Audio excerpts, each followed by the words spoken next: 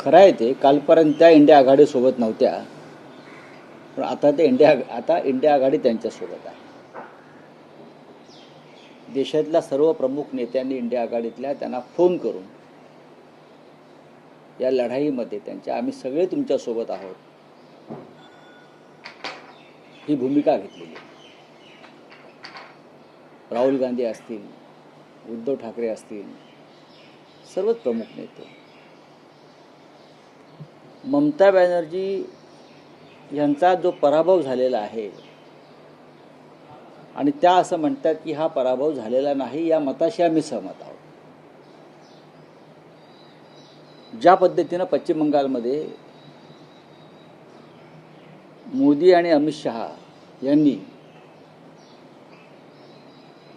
Israel युद्धाप्रमाणे परिस्थिती निर्माण केली.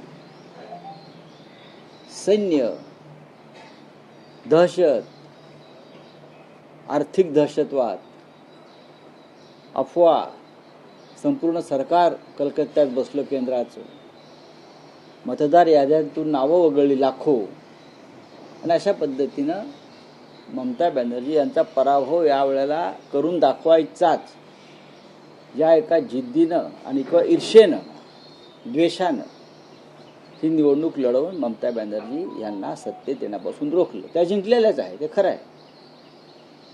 आता त्या असं म्हणतात मी रस्त्यावरती उतरून पुन्हा ममता बॅनर्जी काय आहे दाखवेन. ममता बॅनर्जी या काय आहेत देशाला माहिती आहे. त्यांनी असे सांगितले मी राजीनामा देणार नाही, कारण मी विजयी झालेले आहे. मी राजीनामा देणार नाही हा त्यांच्या आंदोलनाचाच एक भाग आहे.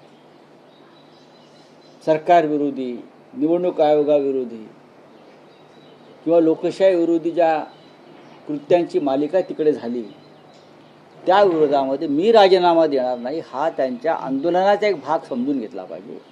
हे त्यांचं एक आंदोलन आहे आणि त्या आंदोलनाला आता काय दिशा मिळते पाहावं लागेल. उद्धव ठाकरेंचा फोन त्यांना आला असं त्या कालपत्रकात. हो, त्यांची नाही, उद्धव ठाकरे यांची भूमिका तीच आहे की आम्ही सगळे या लढाईत तुमच्यासोबत आहोत. मी मगाशी म्हणालो की आम्ही सगळे लढाईत तुमच्यासोबत आहोत आणि देशातल्या बहुतेक सर्व इंडिया आघाडीच्या नेत्यांनी त्यांना तशा प्रकारचा दूरध्वनी करून त्यांना पाठिंबा दिला.